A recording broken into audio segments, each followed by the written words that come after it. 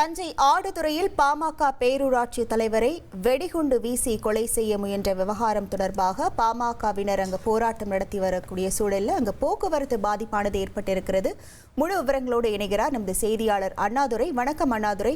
தற்போது போக்குவரத்து சீர் செய்ய என்ன நடவடிக்கையானது மேற்கொள்ளப்பட்டிருக்கிறது? அங்கு இருக்கக்கூடிய கள நிலவரங்கள். வணக்கம். தஞ்சாவூர் மாவட்டம் ஆடுதுறை பேரூராட்சி தலைவர் மா.க. ஸ்டாலின் அவர்களை 12:30 மணி அளவில் மர்ம கும்பல் வந்து வெடிகுண்டு வீசி கொலை செய்ய முயற்சித்தது. அதில் நூலிலையில் உயிர் தப்பினார் தலைவர். இருவர் அறிவால் வெட்டு படுகாயங்களுடன் அரசு மருத்துவமனையில் சிகிச்சை பெற்று வருகின்றனர்.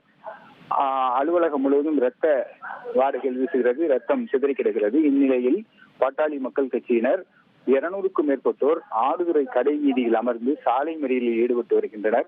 கும்பகோணம் மயிலாடுதுறை சாலையில் சாலை மறியல் நடைபெற்று வருகிறது. கொலை கும்பலை கைது செய்து வரை இந்த போராட்டம் தொடரும் என்று தெரிவித்து வருகின்றனர். பல்வேறு இடங்களில் சாலை மறியல் நடைபெறுகிறது. வீரசோழ நாட்டுப்பாலம் அருகே 15 டயர்களை சாலை முழுவதும் போட்டு தீயிட்டு கொளுத்தி வருகின்றனர். ஒரே கரும்புகை சூழ்ந்துள்ளது. இருசக்கர வாகனங்களில் வர முடியாமல் பொதுமக்கள் அவதிப்படுகின்றனர். அங்கும் சாலை மறியலில் ஈடுபட்டு வருகின்றனர்.